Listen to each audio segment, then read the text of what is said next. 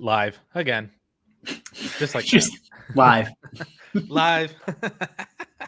I love it. I feel like that's gonna be like our thing now. Like we just don't have an introduction and we just don't have an outro. Like I just click buttons. That's basically all I'm doing. Yeah, that's it. There's nothing else to do. Just click, kind of just like smack a keyboard and we're good. Hopefully something happens. Anyway, so welcome back in, everybody. Another Friday afternoon live stream. Justin has blessed us with his presence once again. Is that 3 in a row? No, 2 of the last 3. Something 3 of the like last that. 4. Yeah, you're in there. It's about 50%. I'm doing my part.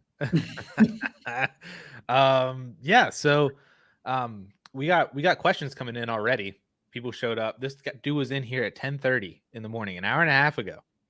That's dedication. Put it that way. AJ, we're gonna kick things off with you. Hopefully, you are here now that we went live, or that if you join in at some point later on, you can rewind back to this point. But he said that he's looking forward to the season kicking off soon. Any ideas on how to capitalize on preseason hype? He has Tank Dell, and he's not super excited about his long-term potential, so he would like some ideas on how to sell him high. So typically, like my price for sell high on preseason hype is the names that came out of nowhere. If I can sell them for a second rounder, done. Happy. Like that's my line for like, did I sell high? Like, yeah, 100% it's a second rounder. Yeah. Do you do the thing where it's like you just send every single person in your league the same Tank Dell for a second offer and just see if anybody takes the bait?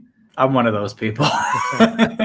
I'm a big somebody scored a touchdown like week 1 of the preseason, like week 1 of the season on the block. Like, oh, look who did something. Hello. So yeah, AJ, that could be, and he's here. AJ's here. What's up? So that could be a way that you just capitalize on that value, is you just basically send the same offer of Tank Dell for a second to every single person in the league, see if anybody bites on it. If they don't, if you get all 9 or 11 people that all reject that, then you have a little bit more work to do. You could try to finesse him into package deals and stuff to try to upgrade somewhere else. Try to identify who the people are in your league that are willing to Tank Dell, and they're like trying to pay for him now because of the hype and stuff, and work deals with those people specifically rather than just cold calling everybody. And some people probably don't want Tank. So there's a couple different options for you there, but yeah, I would be trying to sell high on Tank. Yep. Oh, easily. That's a no-brainer. So on that note, by Apple Pie, he is very excited about Tank Dell and his long-term potential. Would you move Brock Purdy and Jordan Addison for Bryce Young, Tank Dell, and a third in a 12-team start 11 6-point per touchdown league? No. I think at this point it seems, I'll be shocked if Purdy's not the week 1 starter in San Francisco. It seems like they want to, or hitch their wagon to him. So I think he's probably going to be pretty solid this season, similar to what you might get for Bryce Young, like from a week 2023 production. Long-term, young Purdy, obviously. But Addison versus Tank Dell in a third is not even in the same stratosphere. It's NBA versus G League, if you want to think of a split. So, no, I'm keeping Purdy and Addison pretty without any thought, I think. Yeah, from a super flex perspective, this is trading the Purdy and the 107 for the 103 and a third and 2/3. A fourth. Yeah. To which, I would like to move from Brock Purdy to Bryce Young. I think you just have a better talented player. Obviously, you have the draft capital. You don't have any of the concerns with Bryce Young that you do with Brock Purdy. But yeah, just Addison is not the gap. It's too much. So yeah, I would Pump keep the brakes on Tank Dell. That's it, guys. He's my size. Look at me. Like, I'm not like, look at this. Look at me. Look at me. Like, I'm not a big person. He can't be my size. It's not right. So yeah, there you go. And AJ's trying to sell Apple Pie Tank for a second already. So if we can do these, then that would be fantastic. I love it. Chris is in the house. Chris is a YouTube member. He joined the league and he's learning the MFL platform that we have decided to have the league on, not Sleeper. Screw Sleeper. I'm also learning it, Chris, and it's the worst. I'm with you. I hate it. I hate it with every bone in my body, and I'm not having a good time. It's there's definitely a learning curve, but I've been so entrenched because I've been using MFL for like 6 years now. So like I'm entrenched in it, and I'm so used to where all the buttons are. I know what everything looks like, and it's the once you worst. get that, it's fine. It's the worst. It's the worst experience of all time. If we're gonna do it, Addison, spend some time and make it look good. You know, you can do all the customization. That's like the benefit. Do the customizations because I work in software. It as a UI is the worst thing I've ever experienced. I definitely don't disagree that it could be vastly improved. Yeah. It was great in like 2002. Like it was sick when they first came out with this exact same layout. It's so bad. It's 2023 now, so I hate MFL. Oh man. But you can't do I don't think you can. Can you do 2 copy leagues in Sleeper? Don't know. Don't care. I hate MFL. I'm pretty sure you can't. So that's one of the biggest pluses for MFL is that they still have those large customizations, like salary cap and stuff. I don't think you can do that in Sleeper. Probably not. A lot of that kind of alternative, not just a basic dynasty league. Yeah. Let's see. High takes. Morning, gentlemen. Are you guys at all concerned about Kendre Miller's knee going forward? I believe it was announced that he was going to be back for week 1. He's back at practice already. Oh, well, that's phenomenal. Yeah, we got a month, a little bit less than a month. That's crazy. Like 3-ish weeks till the season starts. He's good. I don't care. Yeah. If anything, this is kind of like similar to how we talk about Breece Hall, where it's like maybe September sucks. But again, this is dynasty, and a knee injury right now in the preseason shouldn't ultimately affect all that much from his dynasty perspective. So he still, I think, has a great opportunity to carve out a role in this offense to potentially beat out Jamal Williams and be like the 1B with Alvin Kamara by the end of the year.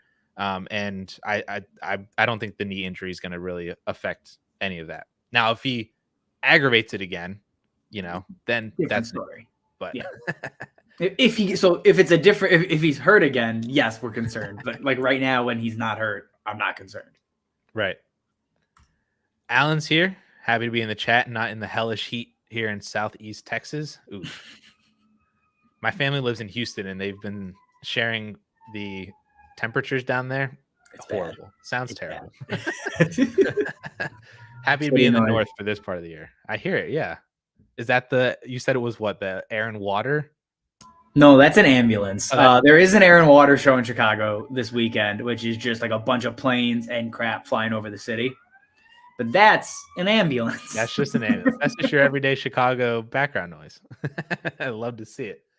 So Justin's in here. He's asking, on a contending 1 quarterback half PPR team, would you be willing to sell Alvin Kamara in a 24 first for Travis Etienne? As a contender, yes, I would. If I'm not contending, I think that's a really good pivot, actually, right? You can still, if you're like kind of in that middle ground, Kamara, you can probably get extra value during the season, and then getting any first is always good. I kind of like this both ways, I think. I think it's a good deal. Yeah, I agree. Ideally, if that first is your first and it's going to be a late first, hopefully 112, then in a 1 quarterback league, especially, because then that takes out, Caleb Williams will probably still be a top 7 or 8 pick in 1 quarterback leagues next year, but that takes out the probability that, Drake May is 100% going to go ahead of, a late first, or Quinn Ewers if he has like a good season, all those other quarterbacks that jump up in Superflex because of Superflex, they're all brought back down in a 24 first, and 1 quarterback next year might be an early-ish second in a Superflex more than likely. So when you frame it from that point of view, I'm taking Travis Etienne on this easily as a contending team. Yeah. Oh, yeah. It's a no-brainer. Because you get a couple of years of him, at least. So you're chilling with it. Buy back the age. Hope that Doug Peterson gives him 1,600 to 1,700 yards. I still can't believe that quote. There we go. Toronto Dave's in the chat. 12-team Superflex PPR, 1.5 tight end premium, start 10. His team is in a fairly rough shape. He's looking to tear down from Mahomes to Lamar Jackson. The Lamar team also has Olave, Gibbs, Deontay, and Goddard. What would be a reasonable ask on top of Lamar to be able to move off of Patrick Mahomes? He said that he can include Amari on his side. So either Mahomes for Lamar plus some of these guys, or Mahomes and Amari for Lamar and one of these guys. Mahomes and Amari for Lamar and Olave. I think it's probably too much, but I like the bones, like the base of that trade. Like if I'm going down from Mahomes, I want a borderline or future elite asset, and that's what Chris Olave could be. Like I'm not going to do it for Deontay. He's, as much as I love him, he's 27 years old.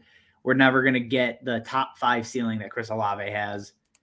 Goddard's still not enough, even in a 1.5. I just don't think he gets that elite tier like a Kelsey or an Andrews. I do it for Gibbs or Olave, but I don't think you can get it done for either of them, like at face value. Right. That was basically everything that went through my head. As I was like, yeah, you're not going to trade Mahomes, go down to Lamar, and just add Deontay and Goddard on top. Like they're not enough to make that move worth it. No. But you're also not going to be able to get it done with just Mahomes to move down to Olave and Gibbs. I don't think you can try it. I don't think that's possible. So that's where I should add Amari to that side. And I would be willing to add Amari with Mahomes to go to Lamar and Olave, or Lamar and Gibbs. Yep, agreed. Completely agreed. Boom. Boom. Joe is new to Dynasty, and he's also a Purdue fan, so that sucks. But he's trying to sorry, Joe. We're also Big Ten people here, but Purdue ain't it. Sorry. No. Anyway, sorry. New to Dynasty, trying to upgrade wide receiver. What do you think of something like Lamb, DJ Moore, and Outfit? Hold on. What? Wait. What do you think of trying to trade Lamb, DJ Moore, and Purdy for Chase and is that Javonte or Jameson? Or Jamal? No, probably not Jamal. People worried like about quarterbacks since I only have A-Rich and Russ for a super flex league. Lamb, DJ Moore, and Purdy. It's got to be Javonte, right? Maybe it's Jameson. I don't know. I was trying. It's Jameson. There it is. Okay. Thank you. Lamb, Moore, Purdy, Chase, and Jameson. I think I'd take Lamb. I want Lamb. Yeah, Lamb, Moore, and Purdy because, like, Chase is obviously ahead of Lamb. There's no question about that. But DJ Moore clears Jameson Williams, I think, pretty comfortably right now, just given the general sentiment around Jameson Williams the last couple of weeks here.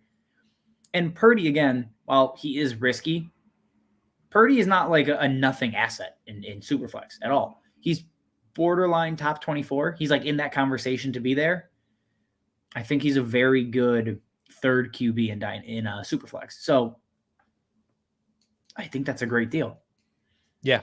That's exactly it for me as well. Like Purdy I would not be surprised if you're starting Purdy for half the season this year with Anthony Richardson and Russell Wilson. Like you could, if Purdy starts week 1, I think that's already a conversation to have him or Anthony Richardson as Richardson kind of gets his feet wet into the NFL and just kind of see, maybe you're not totally comfortable throwing Richardson out there week 1, even though he has the upside and everything. I'm starting him week 1. Not even thinking about it. I have a team where I have Lamar and then I have Richardson and Geno. So I'm like, really like at what point do I pivot off of Geno to start Richardson? That's different though. I think that's a different conversation because Geno, from a ceiling standpoint, Geno's here, Purdy's probably here-ish, and Richardson's up here. Like Purdy naturally just is a less enticing player because we just saw Geno finish top 10. So like I'm going to start Geno over Richardson just to make sure everything I think about the upside is true. But Purdy versus Richardson, like the floor is the same. So I'll take Richardson. But I'm trying to look up their schedule week 1. I don't know who the hell they play. Purdy had 6 straight top 17 weeks to end the season, with 3 of those being QB1 weeks. That's shocking. And one of them was actually top 5. That is shocking to me. So that's what I mean. Like if that Brock Purdy is back with this Niners offense, which is the same that he had last year. Like he played with McCaffrey and Ayuk and Debo and Kittle, and that's the production that he gave you. All right. So week 1, Niners Anthony Richardson. Pittsburgh. Yep, Anthony Richardson versus the Jags. Brock Purdy versus Pittsburgh. Purdy, is that in Pittsburgh? Yeah, on the road in Pittsburgh. Colts are at home. I think I'd take Anthony Richardson there because it's the Steelers defense and West Coast traveling to East Coast. That's generally a really weird travel. Yeah, it's weird. Yeah, I'm taking Richardson week 1. So that answers not your question, but at all. But Anthony Richardson week 1 is who you're going to play, but also take that deal. I'm taking Lamb, DJ Moore, and Brock Purdy. Yes. Was I? Oh wait, I went. Will 12-team Superflex half PPR. He traded Mixon for Debo and Gus Edwards. Thoughts? Fantastic. Great. Yeah, I'll take the wide receiver over the cliff is coming for Mixon. He'll probably be fine this season, but the value is on a straight decline. There is no bounce back. Yeah. And you got a handcuff, one of the best handcuffs in the league. So yeah. Bam. Nice. I like it. Good job, Will. Spock. All right. Next move in a 12-team Superflex, start 10, 1 PPR, 2 tight end premium. I'm assuming that's 2 PPR tight end premium. That's his team overall. What are you looking to do with this team? Watson, Stafford, Murray. Great. Henry Sanders. What the wide receivers on this team, dude? So you just got 5 top 12 wide receivers. Okay. That's interesting. Kittle, Ingram, 2 firsts. Win a title? I don't know. Like, what do you want? I think there's a couple moves that you can do to kind of set you up for more longevity. So you have Derrick Henry, Miles Sanders, Aaron Jones. Obviously, that's a very old running back room.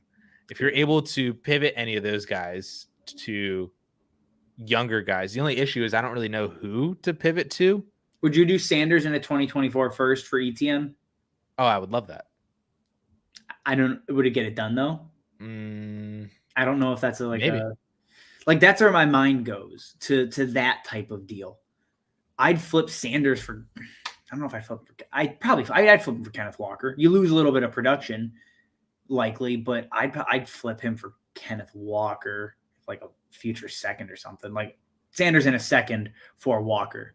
But this is a win now team, so I don't know if that's an optimal move. I'm just thinking of like young running backs that are probably attainable. Like you're not flipping any of these guys for Gibbs. Like that's not happening. You're not getting JT. You're not getting Bijan. Like do you move to Swift? I don't think I would. One move I think that could be interesting would be going from Miles Sanders to James Cook. It buys you back like 3 years, and I think the ceiling's a lot higher for Cook. But I think the floor is a lot lower as well. Nah. Cook comes in, he's that undersized back, didn't really do it was very efficient last year, but like he couldn't steal work from Devin Singletary. We don't think Devin Singletary's an elite back. Is Devin Singletary better than Damian Harris? Granted, Harris hurt. He's probably better than Latavius Murray, but he's definitely better than Latavius Murray. But like, maybe he's better than Damian Harris. Maybe he's not. Cooks feels like a 50-50 split, 60-40, where Sanders is going to be the guy. Like, if you're talking about just from a win now standpoint, I don't know if Cook ever gets to what Sanders did last season even. Nah. I don't think that's a guarantee. He's got a lot more of the receiving upside, though. Yeah, yes. I fully agree. The production's going to even out because of the receiving upside. And then if James Cook takes anything rushing-wise, yeah. I mean, that's the argument that we've been making for DeAndre Swift for how long, and the argument that we're making for Jahmyr Gibbs. And I mean, I don't know if Cook has like 80, 90, 100 target upside, but if he's catching 50 to 60 passes. But I'm more concerned about Cook, the player, than I am the workload. Because again, I don't think either of us were like really in love with him coming out of college. Yeah. I didn't see anything last year that made me think, okay, like Cook is on his way to being a workhorse, right?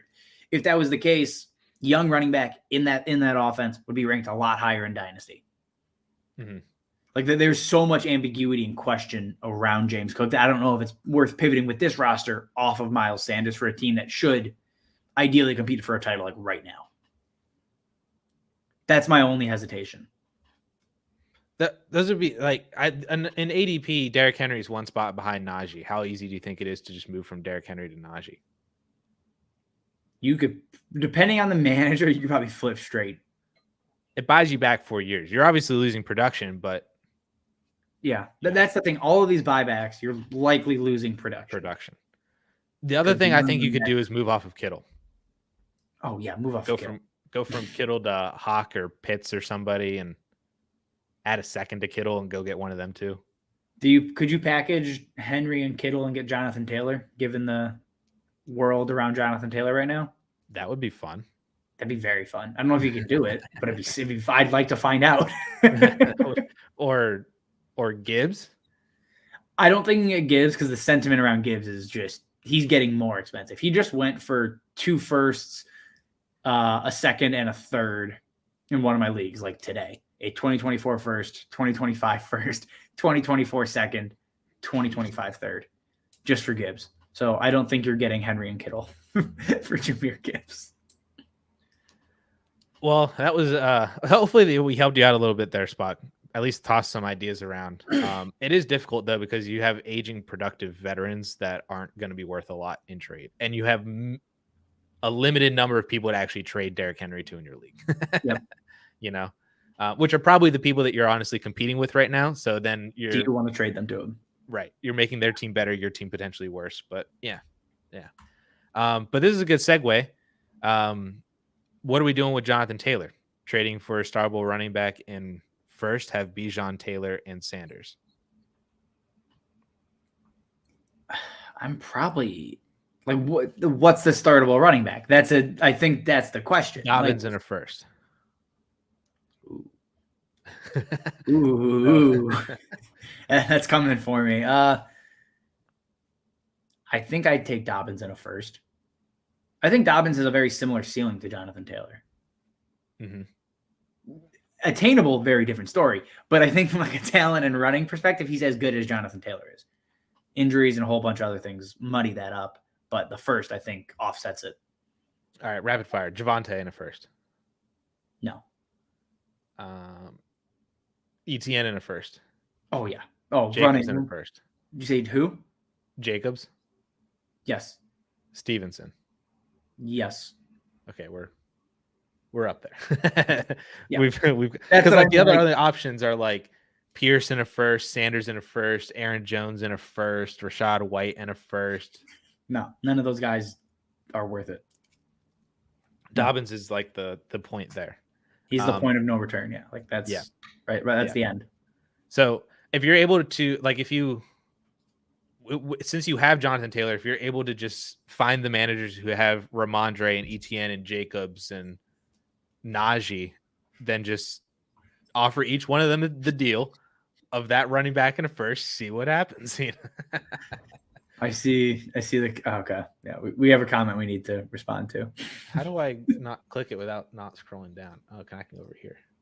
Here for the memes, dude. Back at it again. What's up, dude? My favorite person in the chat. Thank you for the super chat. Thank you for the support. So for those of you that don't know, Here for the Memes last week, we were helping him out with his rookie draft. He was like in the middle of an actual rookie draft. He was on the clock or about to be on the clock with a couple of his third round picks after trading away Ezekiel Elliott for the 2.01, which he then ended up drafting Anthony Richardson for. So so he was already doing moves. Yeah, he was making stuff happen. But this is the update on what he ended up going with. He went with Charbonnet at the 108, Richardson at the 201, got Marvin Mims at the 303, which he traded Isaiah Hodgins for. We talked that one through as well. That's just like beautiful. Yeah, fantastic. And then at the 308 took Luke Musgrave, our favorite rookie tight end that nobody talks about. If I left my rookie draft with this, I'd be thrilled. It's just fantastic. On top of the fact that it's a start 3 wide receiver league and he has Tyreek, Garrett Wilson, and Amon-Ra St. Brown. Memes. Well done, buddy. Well done. This is just phenomenal. That's what we love to see. I hope you win a championship this year. Yeah. You could. Thank you for the support, man. Thank you. And it was awesome helping you through that rookie draft and seeing it all come to fruition. Also, again, if you guys want to guarantee we get to your question immediately, Super Chat's a good way to get to it. That or be a member. Either one. Yeah. It doesn't have to be $10, but we appreciate the $10. I will take a nickel. Well, okay, a quarter. I don't think YouTube allows you to pay a nickel for a super chat. YouTube takes 20% of it or whatever the hell it is. We get 4 cents. No. So back to the Jonathan Taylor stuff. We got Mustang in here as well. Mustang is a YouTube member too. He says he's holding tight on Jonathan Taylor in a Superflex league, but is it worth going after Deion Jackson and at what cost? And then also agrees that MFL is horrible. Nothing. Like waivers is the cost for Deion Jackson. Because the thing is, Evan Hall, I still feel like is going to be slightly more interesting this year than he was last season. So,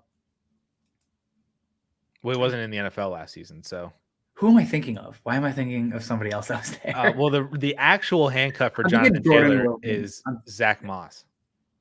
Don't say that. The people keep saying that that's not the case, but the dude averaged over 100 yards per game over the final 4 games of the year last year with Jonathan Taylor out, and is a much better offense this year. Yeah, that's the real handcuff. Zach Moss sucks. Like he sucks. It doesn't have to be good if they're giving him the ball 18 times. I know, but are you giving up anything for Zach Moss? I'd give a 4th. Okay, so you're giving nothing. Like that's the equivalent of nothing. Most leagues don't have 4th rounders in Dynasty. So waivers for any of these players. Yeah. I mean, you were drafting Evan Hull in the 4th this year. I think that he's going to play over Deion. Like, I think Deion just kind of got really put on the bench here. He got like Myles Gaskin, essentially. Man, I miss those days. I really loved Myles Gaskin, and I was like all in on Deion Jackson this time last year too. He was, we were 5 moves to make, waivers, all of it. He was very much a part of everything we did weekly as soon as JT got hurt. Yep. Even before that, like the last August, I was saying to pick up Deion Jackson. You were you were early on it. You killed. He was the only other running back on their roster. It was Jonathan Taylor and Deion. I was like, dude, if Jonathan Taylor misses 1 game, Deion Jackson. All I'm saying is that's Keontae Ingram this year. Dude. That's exactly who he is. If when James Conner gets hurt, Keontae Ingram is just a volume play. Granted, that offense is probably going to be as good as the Colts offense was last year. So It's the same damn thing. It's this year's Deion Jackson for a couple of weeks, potentially. I love Keontae Ingram. I honestly, I can't not talk about him. I draft him in every startup. So easy. Honestly, I think he was one of the guys that I targeted even in like Scott Fishbowl. And he's probably going to be like my 15th pick in a redraft league this year, just to have him as my last bench spot. Oh yeah, no brainer. It's just so easy. He's the easiest handcuff in the NFL right now. Anyway, G16, he has a redraft draft tomorrow for a 10-team full PPR, 1.5 tight end premium through wide receiver 1 flex. Wow, that's a dynasty redraft settings right there. He's thinking between Kelsey Hill and Bijan at his 1.06. Does the tight end premium make Kelsey a no-brainer there? I think it does. He's not going to be there at 6. That's also a good point. He shouldn't get past in like a 1 PPR league, no premium. He shouldn't get past 5. At least that's how I view it. So in a tight end premium, is he the 101? Like, is he the 101 in a tight end premium league with a full extra half PPR? No, he's in the conversation though. But he's top 3. Yeah, it's him, Chase. But that's the thing, like top 3, I don't really think there's much of a difference between Chase and Hill. Like I think they're very similar. So if he's top 3, he's a case to be top 2. Like because if you have him over Hill or Chase, he may not be the 101, but he's not making it to 6. I can guarantee that. So then let's say that he's gone by 6. The first 5 picks were some order of Kelsey, Christian McCaffrey, Jefferson, and we'll call it Chase and maybe Eckler or something like that. Instead of Hill. Well, Hill was my pick there because Hill for me is a top 4 pick. Yeah, I agree. Or do you take Cup? Yeah. I take Cup. I forgot I didn't say Cup. He's fully healthy again, isn't he? He's running around doing stuff. He's getting back in. He'll be good for week 1. He'll be fine. Okay, yeah, as long as the expectation is he's good for week 1. Like he was originally my 102 because the way I look at this is most redraft leagues, you don't have a punishment. You have a $25 buy-in. Like that's your average league. Just swing for upside. Cooper Kupp is the wide receiver 1 if he's healthy. If him and Stafford are healthy, no one touches Cooper Kupp. So I'm going to go for just pure, unadulterated upside. That is Cooper Kupp every single time. If there's no punishment, it's pocket change. Play to win. Who cares? Yep. So my order, well, if Kelsey's there, take Kelsey. Probably not going to be there. I would take Kupp and then Tyreek because I'm assuming that Chase and Jefferson are gone. Yep. Yeah. Bijan's not even in the conversation at 6. He'd be there at 7 or 8. 8 because I want Eckler. I want Eckler over Bijan too. Okay, I'm down with it. All right, cool. Kurt has an interesting question down here. He's a YouTube member, so I'm skipping right to him. Which 90s classic do you guys like more, Tommy Boy or Billy Madison? So I have a dilemma here. You haven't seen either, have you? I haven't seen either. You're a monster. The correct answer is Tommy Boy, by the way, but you're a monster, Addison. I haven't seen either. We are basically the exact same age. Yeah, that's true. I've seen this and you have not is ridiculous. My favorite movie like stat of my own is that I've only seen 3 Bill Murray movies. Would you like to take a guess as to what the 3 of them are? Ghostbusters. Nope. Is Caddyshack on the list? Nope. Okay. What are you doing? What are you doing with your time? What the hell? What are they? I'm providing fantasy content for the people. So have I, but I've seen. Have you seen like Happy Gilmore? Nope. What the hell? I've watched like 2 Adam Sandler movies. They're all the same. Yeah, and they're all awesome. Like early 90s. Dude, you suck. I can't believe you. Okay. What are the 3 Bill Murray movies? Space Jam. Great. Zombieland. Calling that a Bill Murray movie is that's what. disgusting. And then I just recently watched the third one that made the list was a recent one, Ant-Man 3. Calling the last 2 of those Bill Murray movies is insulting. So those are the 3 Bill Murray movies that I've seen. Okay. I hate this question now. I specifically, more important, I hate you, but this is just ridiculous. We lost like 2 viewers since I said that. Yeah, we should lose subscribers over that.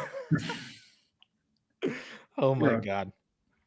All right. Back to fantasy football. Can't believe that shit. Can you talk strategy where there's toilet bowl consolation? How does this impact selling veterans in season since this prevents tanking? How do you take depth? Anything that we got going on here? It's a 12 team super flex, no PPR. So it's a standard league. Oh, crazy. First of all, I do think it stops me from going like balls to the wall, full teardown. Like where if there's not like a toilet bowl thing, and I'm assuming you have to win the toilet bowl, right? Like you have to, it's not like lose your way to the bottom. Right. That's what I was wondering where the toilet bowl definition comes in. Like, is this win the toilet bowl, you get 101? Or I've also seen leagues where if you win toilet bowl, you get like 113, you get like an extra draft pick awarded to you. Yeah. So I think since he's talking about preventing tanking, you have to win because you have to have a semi-competent team. Mm-hmm. it stops me from going like full all the way to the studs tear down. Because I want to save enough value, because if I can get the 101, you're immediately you should likely be more competitive the next season. So I don't want to go full tear down, because you also have to win your way to get through here. So you're incentivized to be, if it's a 12-team league, you're incentivized to be the 7th best team. Like there is a lot of value in being in the middle rather than being the true worst. Which is stupid. I hate that. Agreed. I think very that's dumb. So dumb. Because you're telling me I could sneak into the playoffs at 6, or clearly have the best team and just miss the playoffs and get Caleb Williams? I'm not going to make the playoffs. I'm going to strategically maneuver myself to finish 7th in that league and then kick the crap out of the rest of the teams that didn't make the playoffs. Dude, imagine being the 7th best team last year, and then you got Bijan Robinson as your prize for being 7th best. Right, and you're the worst team, and you got Quentin Johnston instead. Huzzah. No, dumb.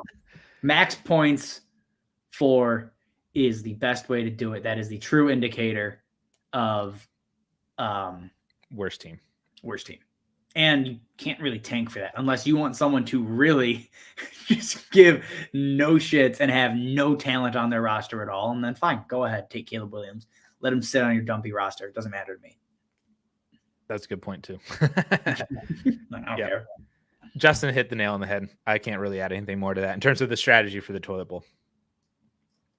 John thinks that he made me proud in a 10-team Superflex half PPR start 11. He gave Pickens and Rico Dowdle and got Aiden O'Connell, Tyjae Spears, and an early to mid 25 first. There it is. There's the money. Pickens for Spears is already. No, I'm just kidding. How far can I go with the George Pickens hate?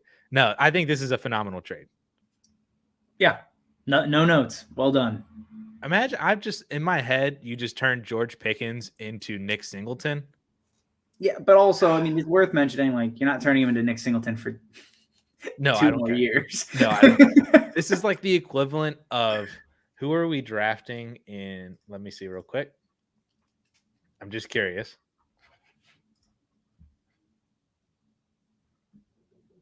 This is just fantastic, as I got logged out of ADP and now I have to log back into ADP.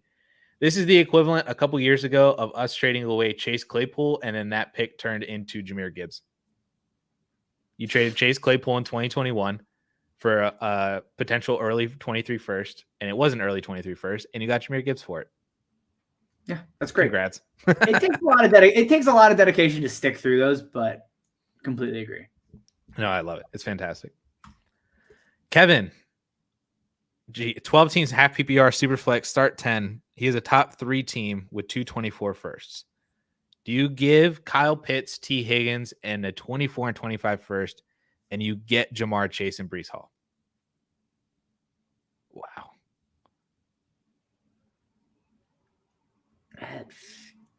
I don't think I'd do that. It feels like a lot. It does. It feels like a first too many. Like that 2 firsts for the 24 and 25 firsts for Breece. I'm like, all right, cool. But I don't think Pitts is the gap between Chase and Higgins. No, I think that's an overpay. Take out like the 2024 first, and I think it's fine. Mm-hmm. Or change Pitts to be Higgins, or not Higgins. Yep. Higgins to be McLaurin. Make Higgins McLaurin, and I'm in. What about Pitts McLaurin? So it's just Pitts McLaurin and those 2 firsts. Yeah. That's what I was trying to say. Swap out Higgins and put in McLaurin for Higgins, and that's you didn't say that. Pitts, you didn't say that at all. It's McLaurin and the 2 firsts. Then I'm in. Okay, yeah. If it's Amari or Ridley, then I'm in on that too. Any one of the 3, if he has a preference, and would do it, then I would do that. Yep, I'm with you. Oh wow, you have Kelsey as well too. Yeah, you don't. That makes Pitts very expendable. We got a member comment down below. I still don't do that. I think that's too much.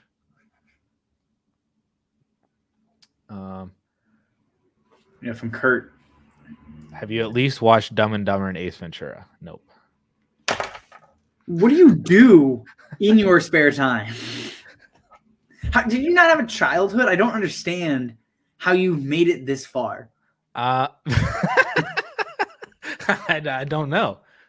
No, I don't know. Like, I feel like my timeline for movies, even though that I was born in the mid 90s, like my timeline for movies doesn't start till like 2005.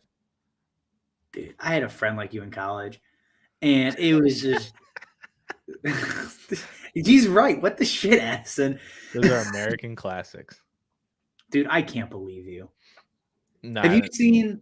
I'm trying to think of just other movies that have you seen like Dodgeball? Yes. Okay, that's when was Dodgeball made? That popped up on my Hulu, and I was like, God, I love that every second of that. It's such a good movie. Dodgeball was made in 2004. See, that's like right around there. Bam. And like all like the Jonah Hill movies when he was like really, really young, like all those. Accepted. Or like all the Will Fuller. I was editing your video earlier today and you talked about Will Fuller and I was like, man, that's a blast from the past. I know. But Will Ferrell movies and stuff like Anchorman and Step Brothers. You're just fucking weird. That was brutal. But Joe also says, "What's up?" All right, we got. Bruce, I have seen Bruce Almighty. I've seen Bruce and Evan Almighty. I've seen both of them. Great movies, fantastic. I don't know what Old School is. It's literally a classic Will Ferrell movie. It came out right before Elf, and they were worried Elf was going to tank because he streaks in that movie, and they're like, "This is the same guy that's in Elf." It was fantastic. See, Old School came out in 2003. That's a little too early. So did Elf, though. But Elf is. I was going to say it's the exact same thing as Elf. But Elf is a classic, though. So it's. I can't with you. All right, go. We have a comment from Kurt from the members. Go up to the comment from Kurt so we can get our members. Kurt, not sure where you stand on Davante Adams. Are y'all thinking that he's a sell because of Jimmy Garoppolo? Davante Adams is a very easy one. It's easy when you get to players of this age. If you are contending, you keep him. If you are not contending, you trade him. I think that's the way to go because I still think he's a top 10 wide receiver. We saw this with when Aaron Rodgers got hurt way back when, right? And I don't remember who the backup was. Davante Adams was still a top 12 wide receiver. Didn't matter without Rodgers. So whether it's Jimmy G or Brian Hoyer or Aiden O'Connell, Davante Adams is good enough and will still likely give you top 12 value. So if you're a contender, I'm going to hold him. Like at least that's how I look at it. Are you the same way? Yes and no. I think it depends. I highlighted Davante Adams in my players, like veteran players to sell, even if you are contending. Like the point of the video was basically around the sentiment of, well, they're veterans and they're old guys, so you have to keep them for the production on your contending team. But I wanted to kind of flip that and say, here's the prices that I'd be willing to sell these guys for if you are contending. Davante made the list. I highlighted him, not so much because of Jimmy Garoppolo, but it was because of what life would be like for him after 2023. And I comped him to guys like Brandon Marshall and Andre Johnson and Vincent Jackson, Jordy Nelson. Essentially, there's one of two paths for Davante Adams to go. He could either be a top 5 wide receiver this year and then completely fall off a cliff next year and have no fantasy relevance again, ever. Or he'll have a top 5 season this year, have a top 24 season next year, and he's fine, and then completely fall off the face of the earth. Like those are the only two paths that all these other wide receiver 1 type guys like Davante Adams have done in the past. So that was the main reason why I wanted to sell. If you look at ADP right now, Davante Adams is wide receiver 16. Immediately ahead of him is wide receiver 15, DK Metcalf. If you're a contender, you can make that move to go from Davante Adams to DK Metcalf, buy yourself back 5 years of age, and I think still personally have top 5 upside. That's a move that I'm making every single day. Agreed. I don't know if you can realistically make that move though. Like that's one where I don't think you might be able to. But here's what I struggle with selling players like that caliber. That's the same with like selling Cooper Kupp right now. It's like, okay, but I'm trying to win a title. Are my chances better if I give Davante Adams, take him off of my team and give him over here to another contending roster? Like, have I made things harder for myself? And that's when I'm that level. I'm thinking like true top tier contender, not like, oh, I'm a fringe guy. I might sneak into the 5 or 6 spot. I'm talking, 1 or 2. Am I giving them to a contender that's going to make my life more difficult and make it more difficult to win this season? Because ultimately that's the goal. And I understand longevity and all of those things, but I think Adams is in that tier of I'm not moving him because he's going to make my life hell most likely with another contender. That's possible. But if basically one player on, like if you're starting 10, starting 11, that one player shouldn't decide all that much in terms of. It shouldn't, but when we're talking, we all know how stacked like dynasty rosters can get for contenders. Mm-hmm. It depends on what you can get back and what is like, does it fill a gap for the person you're sending it to? I think that's the other thing. Like if I can send it to a person that doesn't scare me, you know what I mean? In terms of like, ooh, now they have Adams, I'm screwed. Then I'm much more likely to do it. But I don't think those teams should be going after Devontae Adams anyways. It's going to be the top of the top in your league. So it's a balancing act. I don't think there's a right answer. Yeah, for sure. All right, back up here, John. What do I need on top of Pittman in a late first to go up and get Amon-Ra St. Brown? So I guess you weren't able to do that last week, which I get it. It was Amon-Ra St. Brown easily for us. But do you think a running back like Khalil Herbert will get it done, or is that too much with it being a start 11? I would add Khalil Herbert. I think that's worth it. I don't think it gets it done, but I would add him. But yeah, if that's the missing piece for you, and it's Khalil Herbert, then that's fine. Or if you have other players of that kind of ish like value range, like AJ Dillon or a Brian Robinson or an Isaiah Pacheco, other guys in that range, if you have any of them and they want them more, then that's easy for me. I'm still taking Amon-Ra St. Brown. Yeah. No brainer. Would you move Watson, a 24 first, and Sam Howell to tier up to Joe Burrow in a 12-team super flex? I'm going to assume Deshaun for talking quarterbacks. Oh, that's a good point. Too many players with the same last name.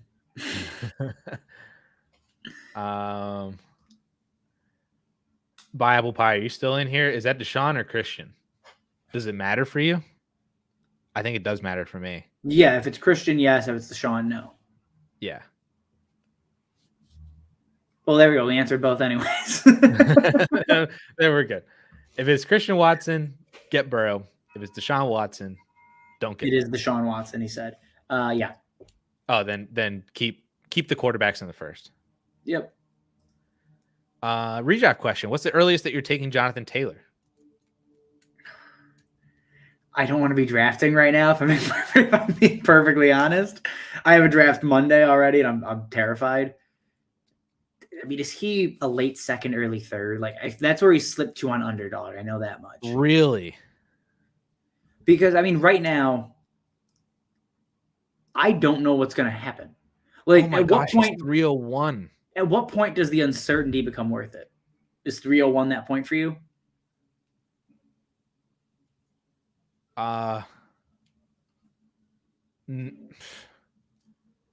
See, here's the issue though, is that like I'm looking at this Underdog ADP right now on 4for4. Yep. If you're not a subscriber for 4for4.com, go become a subscriber. And by the way, I can promo this. We can actually do this, but if you are trying to subscribe for 4for4.com, you don't have a subscription yet. If you enter the code YouTube, just all caps YouTube, you'll get 25% off of your subscription on 4for4. Ooh, makes it worth it.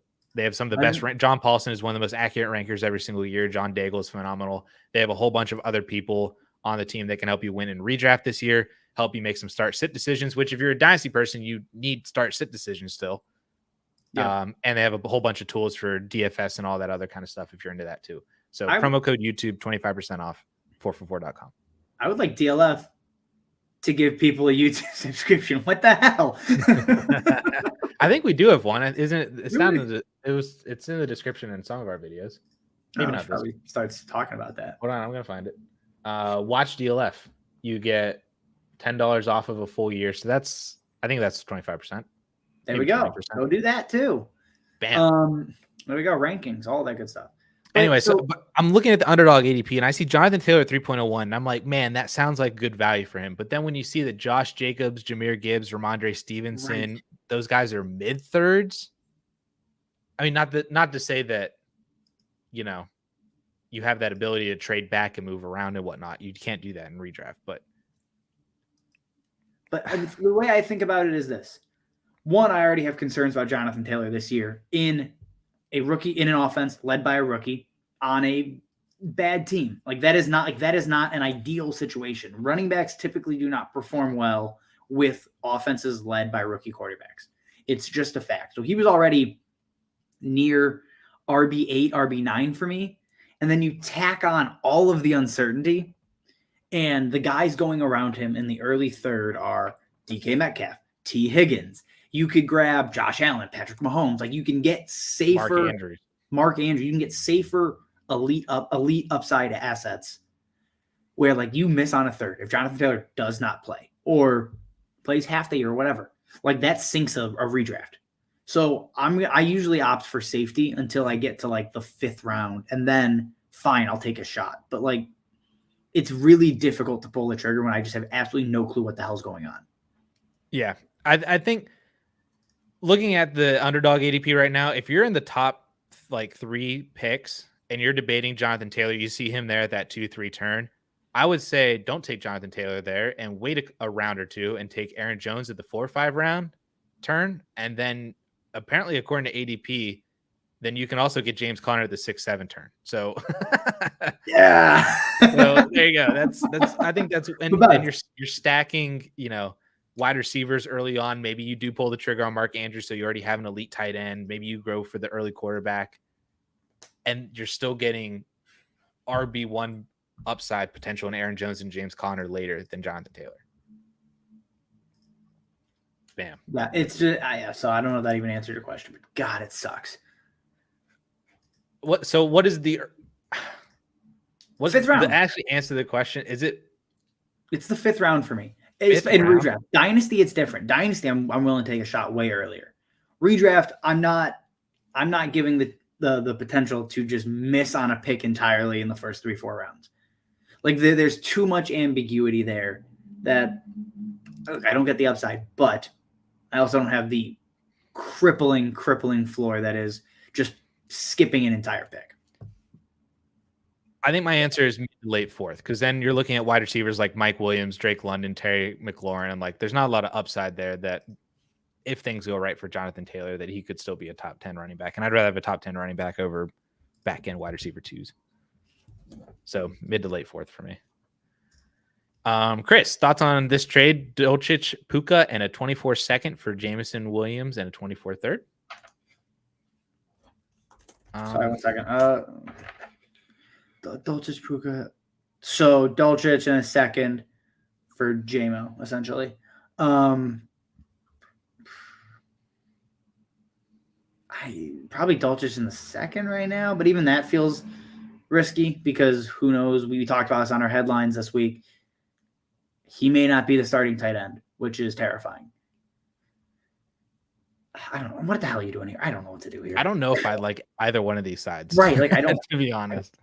This is a trade I would like to not make. I'd like to hold who I have and not make a decision. I think that's ultimately my answer as well. There's just too many players that I'm just not really in on. You know, if you're trying to trade away from Jameson Williams, I'd imagine that you want players that have a little bit more certainty. But Greg Dulcich and Puka and a pick is not certainty. You're moving uncertainty for more uncertainty. I'd just decline this and keep whatever side you have and then try to figure out something later on. All right, Justin, I know we're getting close and you got to leave. I got one more, and then I got to run. Who scores more fantasy points this season, George Pickens or Deontay Johnson? Why? Why would you do this? Dude, I'm going to be honest. I'm getting nervous that George Pickens has gotten a lot better. I'm getting real nervous. I will not be in on George Pickens until I see a highlight that involves him actually creating separation from the cornerback that's defending him. I'm taking Deontay, but I would like it on the record. 8-18. I'm officially nervous. Oh, dude, I can only be on Twitter for so long and see so many highlights and not the propaganda is getting to me. The George Pickens propaganda machine is in full swing. I am still firmly Deontay. Stay strong, Justin. But as of today, I am concerned. Stay strong. We were talking through the first drive of the preseason game when Deontay promptly had three basically straight catches for over 30 yards on 3 targets. George Pickens did nothing. And then Pickens rips off a 30-yard touchdown. And we're just like, well, I'm nervous. I'm getting nervous. Oh, Jesus. Team Right. Deontay. I have to run. That is it for me. We appreciate having you here. See you, buddy. Bye. All right. Let me rapid fire some of these things because I know we got a lot of questions in here too. I'm gonna try and say we're gonna get to all of them, but if we get closer to like 1:30, then we might have to pull the plug. But let's see. So if your question hasn't been answered yet, stick around because I'm gonna try and get through these pretty quickly. James, Miles Sanders in a 25 first for Josh Jacobs. I'm taking Josh Jacobs in this. If you're contending, it's not a terrible trade. I don't think Miles Sanders would be the player that I would bridge the gap for with the first if you're trying to move off of Jacobs if you're contending. But if you're competing, then I want Josh Jacobs. That's a good price for me for Jacob. Cameron, contending in a 12-team Superflex, start 10, trade away Kendre, A-Chain, and a first for Cup. Yeah, you already sold me. I don't even need to see Elijah Moore. I'm already in. Yeah, this is Cup and Elijah Moore for me pretty easily. Cuban Kid, 12-team Superflex, half PPR. Are you screwed? Are you screwed with this team? Tua, Howe, Ritter. It's not bad. Connor, Pierce, A-Chain.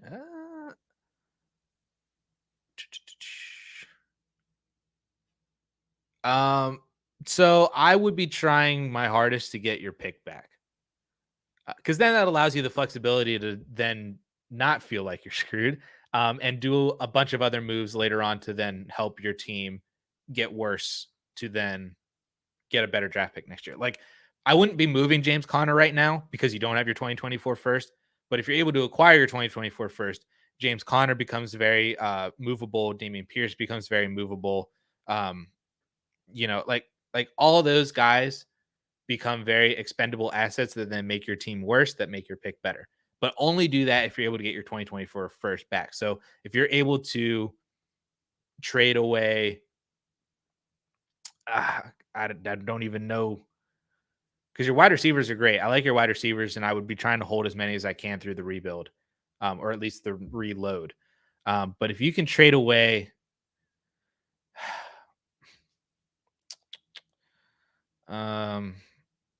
like Ritter and Quentin Johnston for your first to a team that needs, hopefully the team that has your first needs a quarterback. I don't know if they do or not, but I would be trying so hard to get your first round pick back. Don't give up Amon-Ra for it. Amon-Ra and Tua, I think, are the only two players that I would not be willing to move for your 24 first unless you're getting a lot more with it. Everybody else is expendable, though. Like Christian Kirk, Christian Watson, Quentin Johnston, any of those guys, one for one, I'd be moving that first for.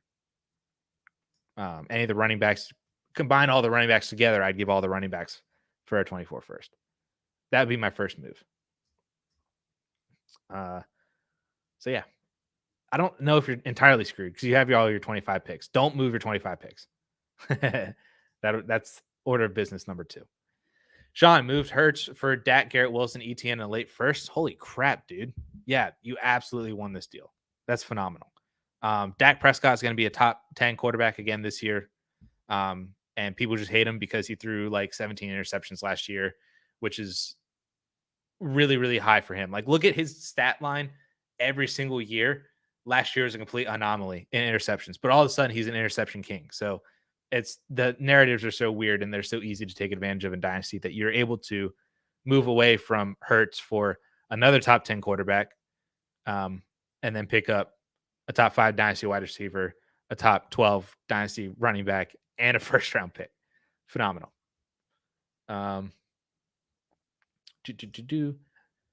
James, 12-team start 9, hat PPR, start 3 wide receivers, 2 running backs, and a flex. What position is best for a flex? Ooh. So this is a very theoretical question then, because it's not necessarily to say that a player should go in there, but positionally, which one is best for the flex? I would say in a vacuum, to me, is the running back position because they have the best opportunity for the most touches, and especially if you're able to get a guy in there that has receiving ability, they're nice for a flex too. But the wide receivers can definitely be in there as well. So like if you have 4 or 5 top 20 wide receivers, more than likely you're probably starting one of them in the flex. Um, so it's kind of a little bit roster dependent. In a vacuum, to me, it is the running back position though. Um, but if you build out your dynasty team, or if this is redraft, and you build out your redraft team to have a bunch of wide receivers, then you can flex the wide receiver for sure. I don't know if I actually answered the question. In a vacuum, to me, it's running back. What to do next for Dylan? 10-team PPR, 2 quarterback. That is the team. So yeah, it's the tight end position. I would love to trade Pickett and Greg Dulcich and go and get Hawkinson. Or, I mean, I don't think you can get Andrews for that because I think Andrews is valued a lot higher than Pickett in a super flex. But if you can get Andrews for that, that would be phenomenal. Add a second. Pickett, Dulcich in the second for Mark Andrews. The Dulcich upgrade is the answer here in terms of what to do next. I like Laporta. Don't know. I mean, he might start out hot, but I feel like he's more of a long-term thing. Isaiah Likely is just waiting for Mark Andrews to get hurt, which might be nice if you acquire Mark Andrews, then you have his handcuff, which is weird to handcuff a tight end, but you got it. But Pickett to me is the instant guy that I think of moving away from here, especially because you have Anthony Richardson who has QB1 upside. And Jimmy Garoppolo is going to be a fine QB3 for you. That you're never starting any guy over Justin Herbert. You lock down the QB1 spot, Justin Herbert, and then you're just plugging in Richardson or Jimmy Garoppolo in your QB2 spot. So I'd try that.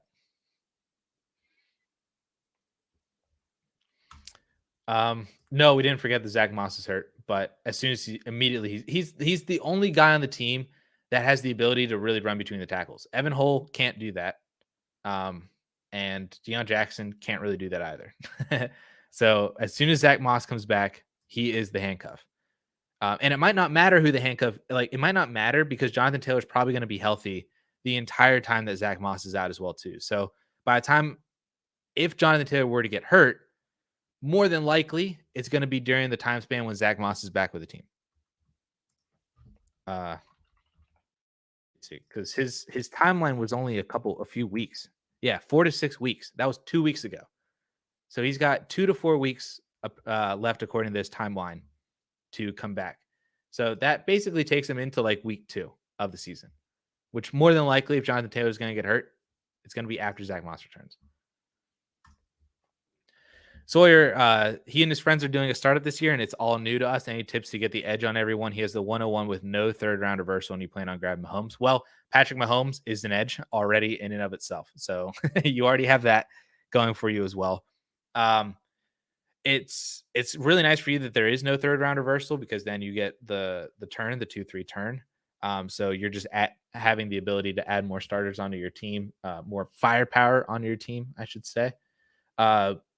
Because if you look at ADP, you could be looking at going from Mahomes and then you're able to stack Jalen Waddle and Saquon Barkley, or go Mark Andrews, or potentially go for another quarterback, like if a Kyler Murray falls or Bryce Young falls, or Tua is in there as well. You could stack Tua with Jalen Waddle. That could be something that potentially happens for you the 2-3 turn. This is according to ADP for Superflex that we have. All amazing things. The only thing I would say is just maintain flexibility with your roster. You will automatically become a contender having Patrick Mahomes on your team. And especially no matter really who you drafted the 2-3 turn. But don't really lock yourself into being a contender with picks that you make early on. By that, I mean, like, don't prioritize taking Derrick Henry. Don't prioritize taking Devontae Adams or, honestly, even really like Travis Kelce to an extent too, because then that basically locks you into competing year one, and it forces your hand with a lot of draft picks later on down the road in your startup. Where if you maintain that flexibility of maybe you're a contender in year one, if some of your later players hit, if you go for a little bit of youth and one or two of them hit, then you can be competitive. But if you're not entirely competitive, then you've still built well for the future, that you're not all in on 2023. So those would be the tips that I would say I give you. We did 2 Superflex mock drafts. We did one this past Monday and then the one Monday before. Both of them were Superflex. So if you go back in, you can watch both of them, even if you just skip to the end and just kind of see how the 101 drafted, and then see kind of the players that he skipped on, or players that were just taken right before him. All players that could be in your range of drafting all of them, and then just see how those teams ended up. Usually, when you have Patrick Mahomes, your team's gonna be pretty good. DP got Zay Flowers at the 202 in his recent home draft. What's wrong with the people? They don't pay attention as much as you do. that's basically the thing. Yeah, those home leagues, if you're putting in work in the off season, even not necessarily just like knowing everything that goes on, but if you're just aware of stuff and you're consuming content, obviously if you're here in the DLF channel, if you're here consuming content all off season long, you have an edge already. There's another thing for you too, Sawyer. Consume more content than all of them. Be more knowledgeable in terms of NFL movements and player movements and values and stuff, and that's already an edge in and of itself. Cole, trade question: DK and Gino or JSN Kyler in a 25 second? I'll take JSN Kyler in the 25 second. JSN and DK are already pretty close, but I would take Kyler Murray over Geno Smith, and you just got a free second round pick. So I would take JSN Kyler in the second.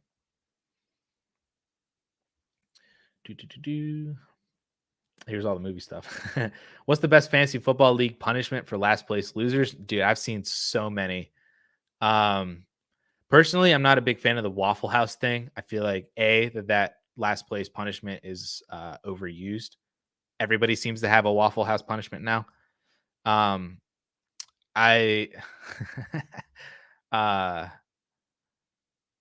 I like whenever they make the last place person like stand on the side of a street with a sign, and you could, basically say that he earned last place in his fantasy league. Or things like, I think the ballers talk about how they all pour a cup of water on the dude and then he has to draft like soaking wet.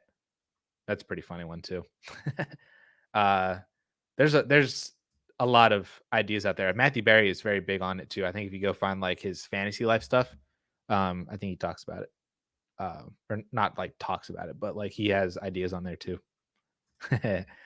Spike Mocha. He sold vets like Adams and Kelce for 24 first, so you have 4 to try and secure 101. What will be the price for the 101 if you have to trade for it? The cheapest price right now is going to be right now, like making that trade right now. It's just trying to identify which teams have the best possibility of getting to that point. But I'm assuming that since you're trading Adams and Kelce to teams for their first, I'm assuming that they're going to be contending rosters and they're going to be later first. So you're probably going to have to end up probably paying 2, if not 3 first round picks, depending on how late they actually are, to then move up to go get Marvin Harrison, and in a 1 quarterback league too. So that would be the price point that I would be expecting to pay is minimum 2, possibly, maybe even more likely 3. So, but if you can try to acquire them now, then that would be great. I wouldn't go and like do, like trade 2 of your first right now for some other team's first and try to do that whole packaging. I wouldn't try and play that game unless it's very, very, very obvious of each of those teams' directions. But a lot of stuff can happen, not only during the NFL season, but even, leading up to the NFL season now over the next couple of weeks. a lot of stuff can still happen to drastically change team outlooks for the season. So I wouldn't play that game right now. Just wait and see where they all actually are and then make your move later on if you're trying to upgrade if you're trying to do like 2-for-1s or 3-for-1s with first round picks. The only other way then would be try to find the teams that have good shots at being 101 next year and then just trading for their first right now. Because more than likely, it'll be cheaper than what it is before that pick actually turns into 1.01. Kyle, would you trade away Watson for Wilson and a 24 first? Other quarterbacks are Herbert, Geno, and Pickett. This is Deshaun Watson, right? So trading down from Deshaun Watson to Russell Wilson and a first? Is that what we're doing? Oh my goodness, there's so many comments. I need to move faster.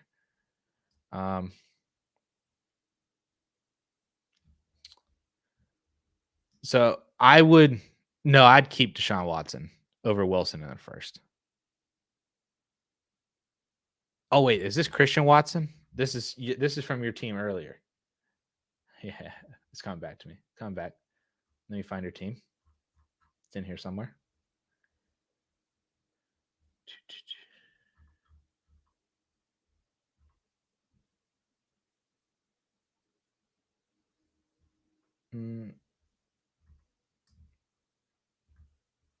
Sorry, I'm trying to find his team. Wasn't your team in here earlier? Or am I misreading this? Maybe it was some other team that also had Pickett and Herbert at the same time. Sorry, Kyle. There's too many names and players and people. If this is Deshaun Watson, I'm keeping Deshaun Watson. If it's Christian Watson, then it's easy. Then you're taking Russell Wilson in the first. But Deshaun Watson, I'm keeping him over Wilson in the first.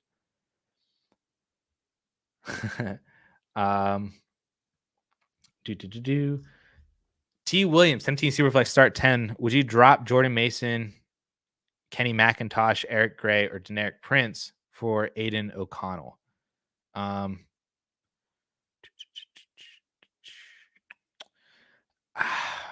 I don't think I would drop. I'm not dropping Eric Gray. I'd probably be more willing to drop Jordan Mason of these three because of, well, he's kind of RB3 and Elijah Mitchell's already hurt right now. So in a way, he's kind of already RB2. No, I'm not dropping any of these guys right now for O'Connell. I don't think. I think if any of them would be, it would be Kenny McIntosh. But I'm probably just letting O'Connell sit out there.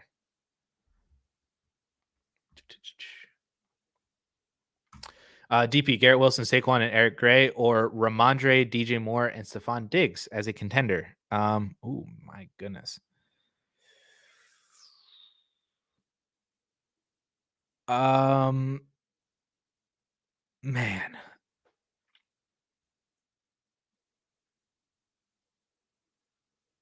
I think I'd take Ramondre, DJ Moore, and Stephon Diggs. I'm trying to figure out in my head in terms of value here how this works. Ramondre and DJ Moore for Saquon. I'd take Ramondre and DJ Moore. Garrett Wilson and Diggs, there's obviously going to be dynasty value loss, but the production you might get more out of Stephon Diggs for in 2023, but I feel like that's pretty even. I'd take Garrett Wilson just in general.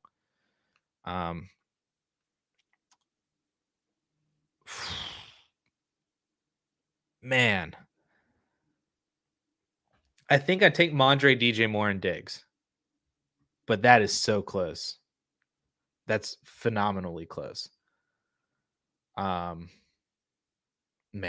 yeah. John, did you chime in on this? If you're still here, hopefully. Did you chime in on what side you're taking here? This is phenomenally close. It's amazing. I don't think there is a wrong answer. Kyler for CJ Stroud and Superflex. That's Kyler Murray. Want to get to that real quick. But then we have a super chat in here. Spiked Mocha, $5. Thank you for the response. Thank you for the super chat. And thank you for hanging out and being here with us. The 24 first will likely be 3 mid, 1 late. I'm really worried that the 101 is going to hold it completely hostage. Well, that's certainly the case as well, too. But again, I'm not playing that game of just trading these random firsts. Maybe if you trade away the one that you know for sure to be late, but again, so much can happen that those picks end up being earlier than you expect. Like those 3 mid round, 2 of them could end up being top 5, and then one of them could be like 107, and then that late could be like 110, 111. That late could even be more mid than it is late, and maybe one of the mid rounds ends up being late. There's so much stuff that could happen between now and when those picks actually become like you put actual numbers and players to them, that I'm not playing that game before. But um yeah, depending on how the class actually ends up looking, because we have a lot of guys that are really really interesting in the mid to late portions of one quarterback leagues. That this class could be either really really deep down to like 10 or 11 or 12 players that you really really want, um, which would fill out your first round, or things could happen to some of these guys and it could end up being kind of how it is this year, where it's really only like 4 or 5 guys that you really really want, a couple guys you're kind of like on, and then a bunch of guys that you're just kind of like whatever, it just kind of happens to them. Both those things are very realistic right now. Just depends on how the season actually plays out for a lot of these guys in college right now.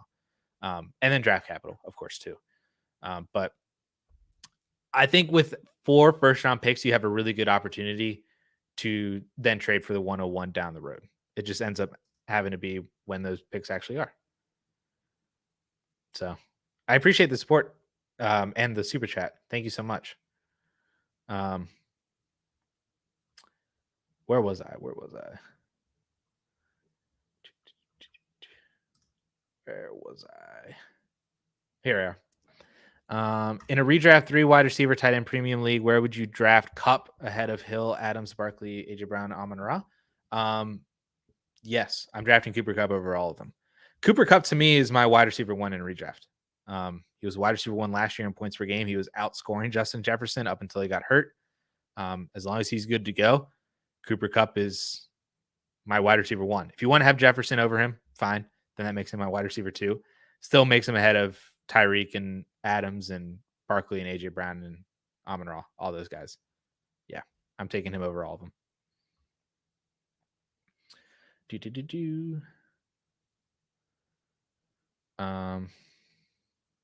Even if you don't have another quarterback, this is for the Kyler for CJ Stroud.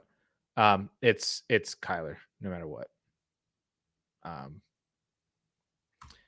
Would you rather have Deontay Johnson or George Pickens? This is from Tyler. What's up, Tyler? Would you rather have Deontay or George Pickens? I would take George Pickens because the dynasty community tells me to take George Pickens, which is a really cop-out answer. I think Deontay outscores George Pickens in 2023, and as long as he's on the team moving forward. But the dynasty community tells me that I should value George Pickens more, and I'd be able to get more in a trade for George Pickens. Again, super cop-out answer. What do you think of Ryan Clark's take that Pickens is more talented than Jefferson? That thing was just absurd. that was like the wildest take I think I've ever seen in my entire life. I don't know. Like he was like discounting like how Justin Jefferson has like learned his craft and he's become like a technician, and but then George Pickens is just more athletic. Like if you would have said Pickens is more athletic for the frames and like bodies that they have, then I would have been all about it. But like to say that George Pickens is more talented than Justin Jefferson because it's more natural to him, that to me, that to me is not the definition of talent.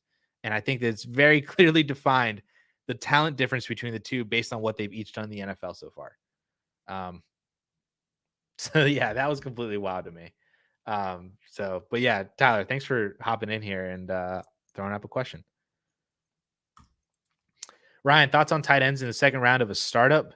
It would just be Andrews for me. I'm not. Yeah, John completely agrees. I wouldn't take any tight ends in the second. Andrews is at the earliest would be in the third. Andrews is the only one that I would even consider taking in the second. But again, I don't really feel comfortable doing it. I'm like John. I would much rather be doing it in the third.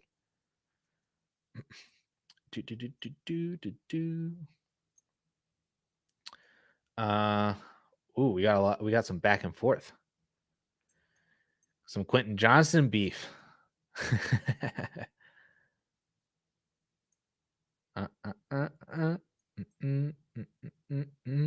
So much. I'm in on this take. I don't mind this at all. I like it.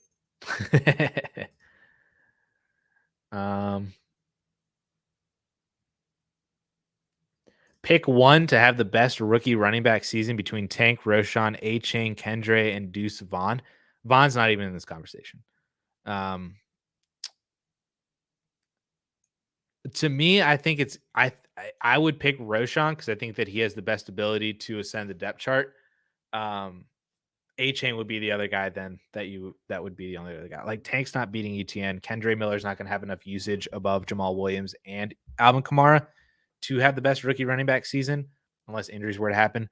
To me, Roschon and A-Chain are the only two options for this out of this whole entire group. This is another good one. Sawyer, don't trade your future first in the startup.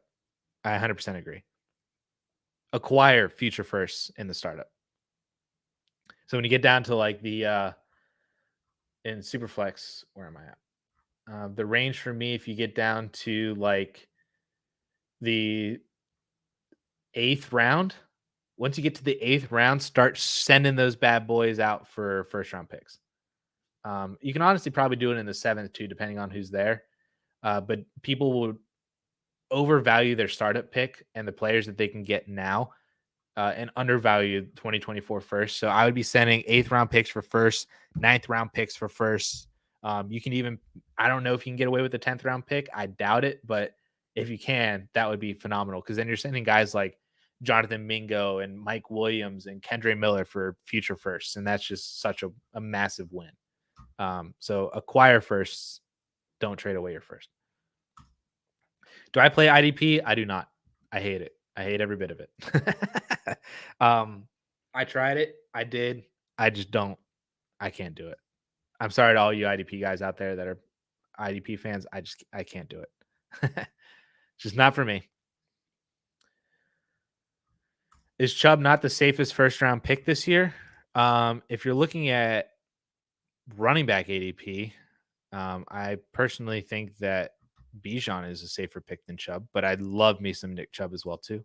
At the wide receiver position, I think there's a few wide receivers that are more safe than Chubb, but he's up there. He's probably top.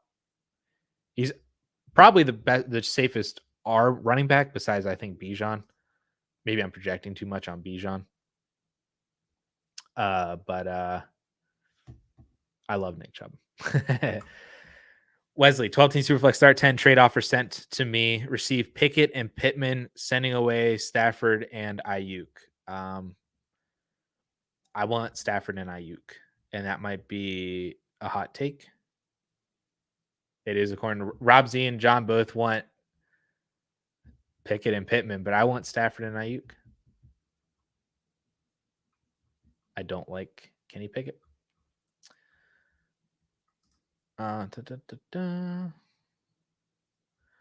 Last place guy had to play in one of the U.S. Open qualifiers. That would be kind of fun, though. Wouldn't that not be fun, though, to play in a qualifier? I mean, you'd be god awful. Like if you shoot like an 85 in a U.S. Open qualifier, I'm assuming this is for golf, maybe. But yeah, dude, imagine like shooting like an 85 in a golf qualifier, and then you're like 20 spots behind first place. Because all those guys are shooting under 70. So that would be terrible on the scoreboard, but it would be fun. Zach traded away Deshaun Watson for Danny Dimes and Brandon Ayuk. I think I keep Deshaun Watson on this one. To me, this is similar to like the Russell Wilson in the first one that we talked about, just a little bit ago, where I'd prefer Deshaun Watson. I just think Watson's ceiling is so high. Like if he comes back to Houston Texans, Deshaun Watson, with the rushing upside that he showed in the preseason, like he had 3 scrambles in the preseason. If he's going to be doing that this year, on top of the passing ability that he has to throw for 4,030, then you're gonna want Deshaun Watson back. I think if that happens, I'm not a huge believer in Danny Dimes long term either, so that could come into it. You like O'Connell's chances since Jimmy G is often hurt. Plus he's looked great. Yeah. I mean, yeah, don't get me wrong. Like O'Connell has looked good. It's just like more often than not, a lot of these backup quarterbacks don't really mean anything. But that's not to say all those backup running backs don't mean anything either. I feel like I just prefer to have the running backs because I don't know what like at best what does O'Connell turn into? A guy that you can start for a few weeks and then they draft somebody else next year and then he's back to sitting on the bench. Like he's not Sam Howell or Desmond Ridder where like we're kind of waiting for him to take over and then he could have the shot to be the starter if all things go well. I mean, maybe I guess he turns into Brock Purdy because that's kind of essentially what happened with Purdy, but I don't view that path for O'Connell and I'm not taking shots on those guys. But they're good prices to pick them up for. Absolutely. Like I think Kenny McIntosh again would be the guy that I would drop him for if you're dropping him for any of the four. Brendan, give Trevor Lawrence, receive Jimmy Garoppolo in 3 2024 firsts. Sheesh. No, I'm keeping Trevor Lawrence. There's so much. All the risk is on Jimmy G in the firsts, especially if you're saying that two of them are likely mid and one of them's late. Like just like imagine trading away a top 5 dynasty quarterback for like 107, 109, and 111. Like you're that, yeah, that's I'm keeping Trevor Lawrence in that. I'm not moving him away for players and rookies that you then have to hit on or try to make a trade like this in reverse to then basically get the value back for him. Trevor Lawrence for me.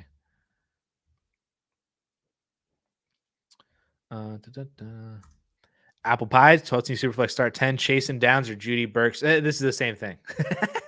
This is basically the same thing. Like I'm not moving away Jamar Chase, the wide receiver 1 or wide receiver 2 in Dynasty and a cornerstone asset for a bunch of unknowns. I'd rather just keep Jamar Chase. Like I feel like if you threw this into a calculator, this might seem good because it's a lot of value compilation, but I just want the Jamar Chase asset. So yeah, give me Jamar Chase. Dylan, how do you become a member? We don't have a Patreon. We have YouTube memberships. Let me see if I can get the link real quick. So we have a YouTube membership that you get bonus content for. And I think we have like a bankroll right now of like 25 to 30 videos. Some of them may not be really relevant anymore, depending on how some of them shook out because of the draft and stuff. Because we made videos like for members and stuff back before the NFL draft, and depending on what topics they are or what players you talk about, they may not be relevant. But I think you have at least like 20 plus solid good videos, and then we're just continuing to add to it. Where's the link? So I just tossed the link down in the comments below. That is the link to join our membership. The bonus content tier, not the thank you tier, the bonus content tier is the one that gives you access to all the extra content. And thank you for your consideration. Thank you for your consideration. If you don't end up becoming a member, then that's fine too. But we appreciate the time and the consideration. Brendan, 12 team Superflex at PBR, start 9. Give Charbonnet, Justin Ross, Wandale, and a first. Receive Saquon and DeAndre Hopkins. Oof. Yeah, if that's your first and it's late, I will take Saquon, and then D-Hop is just a nice consolation prize to upgrade at your wide receiver depth from Wandale and Justin Ross. So Charbonnet in a late first for Saquon absolutely makes sense. And then you're taking D-Hop over Ross and Wandale. Absolutely. So yeah, give me Saquon and D-Hop. There's also this option too. I think this is only for on computers. I think it doesn't show up on mobile. I could be wrong though now. I don't know if they made that update or not. But if you're on a computer, there's that option right next to like subscribe. There should also be a button that says join. That also hits you for the memberships. Yeah. Yeah. Okay. So they haven't made the update. So if you're on mobile, it's not on there.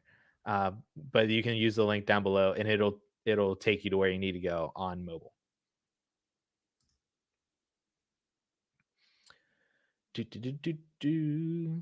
In a league where more than half of the teams think that they're competing and your team actually is, how do you go about trades? No. So this is what actually ends up happening.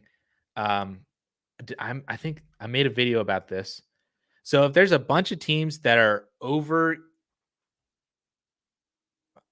overestimating their team, thinking that they're contenders when they're actually not, you can absolutely take advantage of that fact by then trading for their future picks.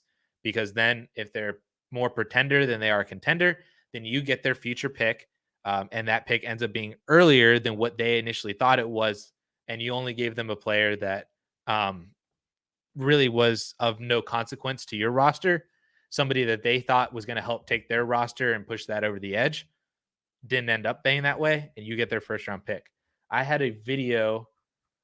I literally made a video on that exact topic a couple months ago.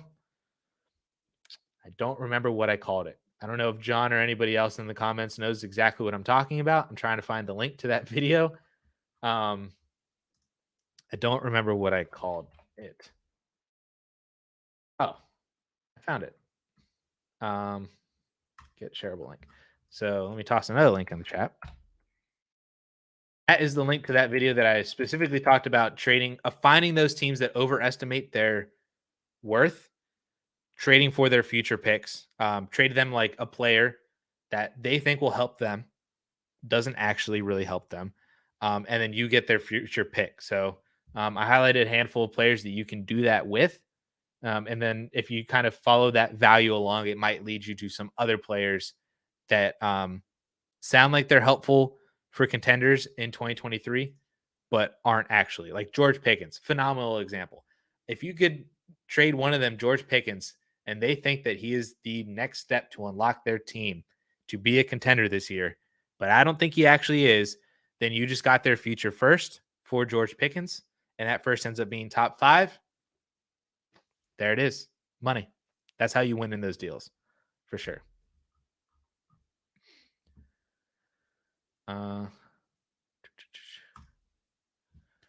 So adding a 24-second to Chase and Hall on the other side of the previous deal. So it ends up being Higgins, Pitts, a first and second for Chase and Hall, or 2 firsts, Higgins, Pitts, a 24 and 25 first for Chase Hall in a second. Does that make any difference to you? No, it doesn't.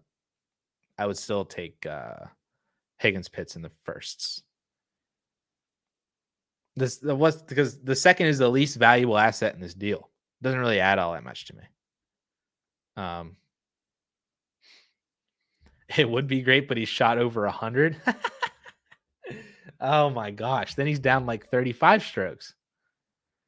That'd still be fun though. Just playing golf is fun, dude. Will, what to do next on this team? So again, tight end position.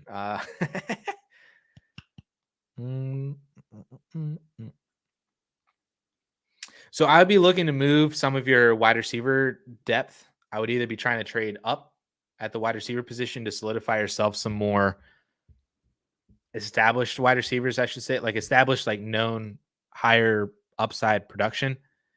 Because like Debo, Judy, Hollywood, they're all kind of ish similar kind of players where if you can trade 2 of them, like you can trade Debo and Hollywood Brown, and you're able to move up and get T. Higgins or Stephon Diggs or, Tyreek Hill, Cooper Kupp.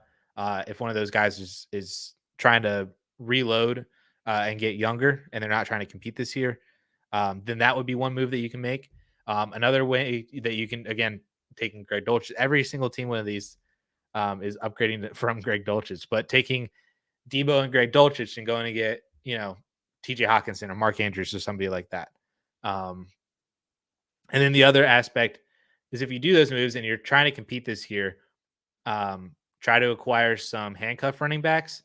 Like I'm sure you have other running backs that aren't just Akers and Connor, but acquiring handcuffs that have the ability to take over during the weeks that their starting running back goes down, and that buys you an extra RB2 week or potentially an extra RB1 week. We talked about Keontae Ingram just a little bit before. Gus Edwards is a phenomenal example. These guys are super cheap that you can almost get as throw-ins in deals, but they help extend the life of your roster whenever you're trying to compete. And if they, like I said, they buy you an RB2 week just out of the blue, and that turns a loss into a win, and that win turns you from being the 3 seed into the 2 seed. You have a first round bye. Like all these little small things can happen just by acquiring one extra handcuff. And if that handcuff hits for you, it could end up hitting big. So those are the moves that I'd be trying to make, Will. All right. That's a good point, John. Change one of the first into a second. Boom. Especially the 24 first. Yeah, if you can move that 24 first to a 25 second, then that makes a difference. I would do that. I would take Breece Hall and Jamar Chase for that then. Mike, give London in a first, get Devonta Smith. I'm taking Drake London and the first. This is a fantastic trade down from Devonta Smith. You have London in the first, so keep that side and don't trade for Devonta Smith.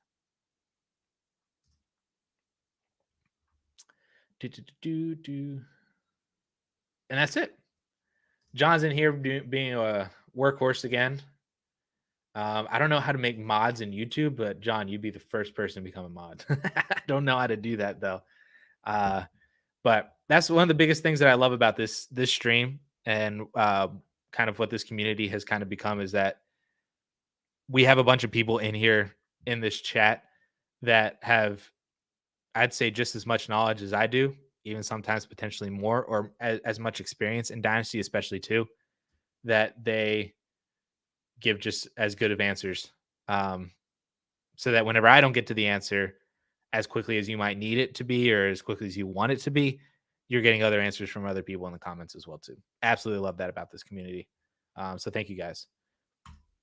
Another one from Mike, give Deontay the 205 and a 24 first, get Devonta Smith. This one, I like this a lot better. I would take Devonta Smith in this one. Yep. Give me Devonta Smith. I like that one a lot better than the Drake London one for sure. So there we go. A little after 1:30, but we got there. A little over an hour and a half stream, but I love it. You guys are active. Thank you so much for the comments and the questions. Unless we get something else at the buzzer here, then we're going to call it. We have football tonight, right? Do we have football? Preseason week 2. Schedule. Add schedule to the Google search. Do we have? Yeah, there are 2 games on Friday, which is tonight. What do we got tonight? Panthers, Giants, Bengals, Falcons, and then a bunch of games tomorrow, and then a game on Sunday and a game on Monday. Sheesh, dude. I love it. We got football back. Whiskey Traveler doesn't love the tight end position as there isn't actually many that matter. Facts. Thoughts on a 0 tight end format? I mean, I'm all for a league where instead of just straight wide receiver, maybe you have a couple positions that are just straight wide receivers, but then instead of it being start 3 wide receivers, it now becomes a wide receiver tight end flex spot. So it's not a full flex that anybody can play into it. It's not a super flex. It's not a running back flex. It's just a wide receiver tight end because you will want to start Travis Kelce and Mark Andrews over guys that you might start as your wide receiver 3. Absolutely. But then that gives you the ability that you don't have to necessarily start a tight end every single week. So then you're not starting like we talked about Greg Dulcich all night. Like you'd be more than happy to start Mike Williams as your wide receiver 3 in that wide receiver tight end spot than you would Greg Dulcich. So I like doing that, converting some of the converting a flex spot or converting an extra wide receiver spot into a wide receiver tight end spot, and then just remove the tight end position altogether. I like that. So then it is a 0 tight end format, but you have the ability to still play tight ends because you will want to start Andrews and Kelce. Dennis, give Devonta, get Dobbins and the 104. Is this super flex or 1 quarterback? That makes a difference. I'm assuming 1 quarterback. Let me go to Trent real quick. If you're still in, tell me if it's super flex or 1 quarterback. Start 9, half PPR, 12 team. Chase and a 24 first for Justin Herbert in a super flex. If that's your first, then yeah, I'll do that. I'll trade away. I'll add a late first to a wide receiver and go up and get an elite quarterback. If that is an early first, like it's not your first, it's an extra first that you got and it ends up being early, then I'd probably keep Chase in the first.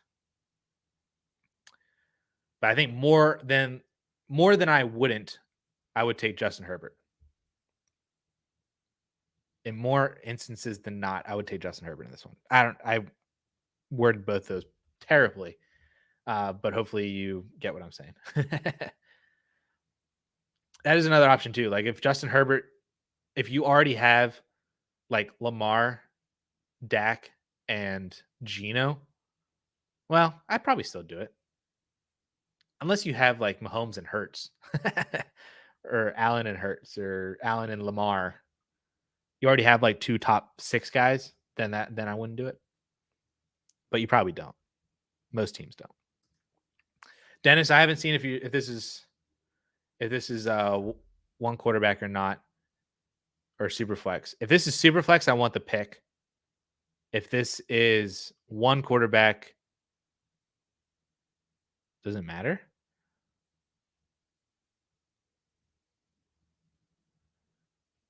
I'll take the pick on either side, because if this is super flex, then you're either getting Jahmyr Gibbs or Bryce Young, which I would take either one over Devonta Smith, and then you get J.K. Dobbins on top of that. If this is one quarterback, it makes it a lot closer, but Jordan Addison and J.K. Dobbins for Devonta Smith, I would take Addison and Dobbins, but that's a lot closer.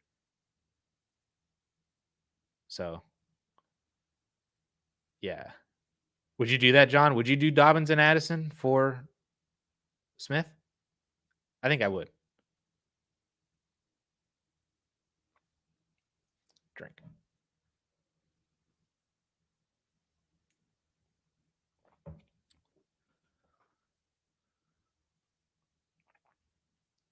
I think I would. Yeah, I'll take the pick in Dobbins regardless. Probably if it's more than start 8. Yeah, that's a good point too.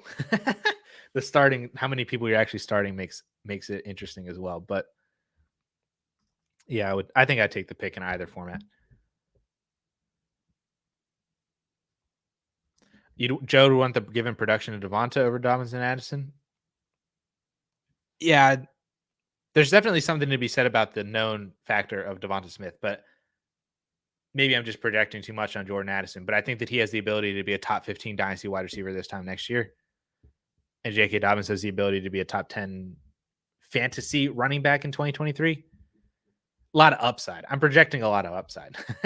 So if neither one of them one of them or neither hit on that upside, then you'd want Devonta for sure. How much risk are you willing to take on that? But I think I want the pick still in Dobbins.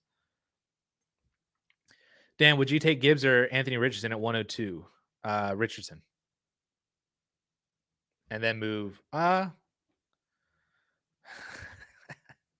Does this matter though with this team? I don't know if the answer really matters at all. I'm taking Anthony Richardson. Take best player available. That makes Russell Wilson expendable. He's also the only player that has even the slightest ability to make you consider not starting Mahomes and Allen every single week. I'll take Anthony Richardson. Yeah. Alrighty. Oh, sorry. How often do we stream? So this has become an every week thing on Friday. So Fridays at noon Eastern time, we're going to be doing this. Justin and I have also talked about doing a mock draft. Maybe not every Monday, but consistently on Mondays. So we'll see about that. But at least every single Friday, noon Eastern time, Fridays with Addison.